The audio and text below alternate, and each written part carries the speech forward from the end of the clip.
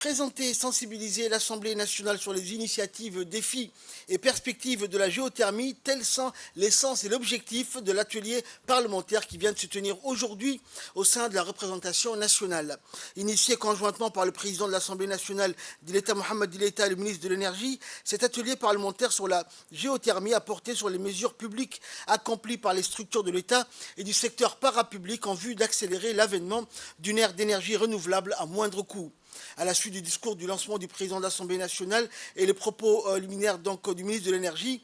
les députés venus nombreux et toute affinité politique confondue ont pu profiter de la participation des responsables du ministère de l'Énergie, des organes sociaux comme donc l'EDD ou encore l'ODEG, et ainsi les membres de l'Assemblée nationale ont pu bénéficier des explications et enseignements techniques prodigués par les invités de la représentation nationale. Aujourd'hui, donc, cette rencontre a permis notamment aux institutions qui interviennent dans le cadre de la géothermie à Djibouti de présenter un petit peu leurs activités et les résultats qui étaient obtenus. Pour ma part, le projet de Fialé géothermique qui a été conduit par l'électricité de Djibouti, l'EDD, et que le CERD a accompagné, a permis de réaliser aujourd'hui 3 forages de 2500 mètres de profondeur, et ce sont des forages déviés. Ces forages ont permis de démontrer l'existence d'un réservoir profond à plus de 2000 mètres de profondeur, avec une capacité relativement limitée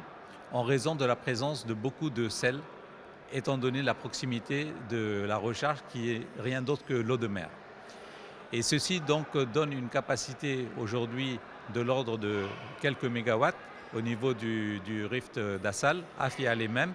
mais il est recommandé dans la phase qui vient de compléter cette partie-là avec un autre réservoir au niveau de ce même site, avec ce qu'on appelle le réservoir intermédiaire, avec une faible profondeur, de l'ordre de 700 mètres de profondeur, 700 à 900 mètres de profondeur, qui doivent faire partie normalement de la phase prochaine.